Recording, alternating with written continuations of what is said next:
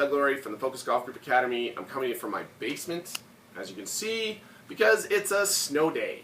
That's right.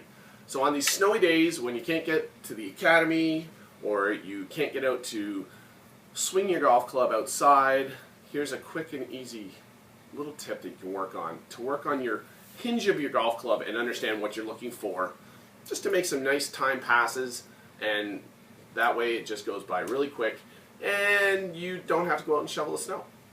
So you just need a tennis racket, because even if you have a low ceiling, you won't hit it. So what we're going to talk about is how the tennis racket is going to replace the golf club, but we can use the fact that the tennis racket head gives us an indicator of what the club head looks like. So we want to think that this is the club head. Here's the club face, so this is the face, and this is the top line on your club head, and it moves up and down this way. So if I was doing this towards the camera, we'd want to see what the club face does. We don't ever want the club face to do this.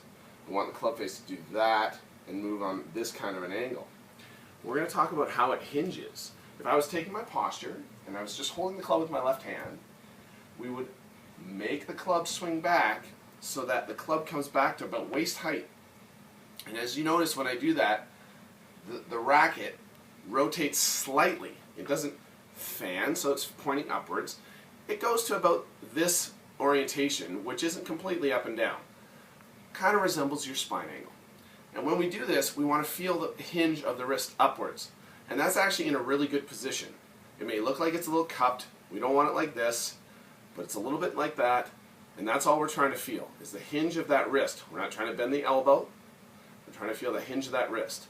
Because when the club comes down, if you notice, this is still in line with my arm, and as it comes down, it stays always in line with your arm. So if I was towards the camera and you saw that, you would watch how the tennis racket lines up. So the face is now pointing where we want it to go for impact, and it's lined up with my left arm. As you can see, when I would be following through, there it is lined up at the ball.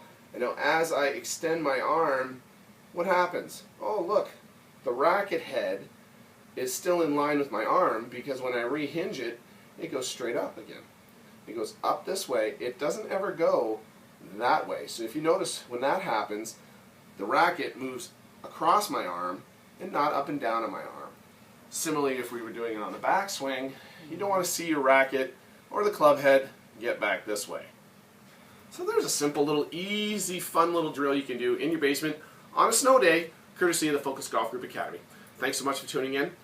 Get out there and shovel.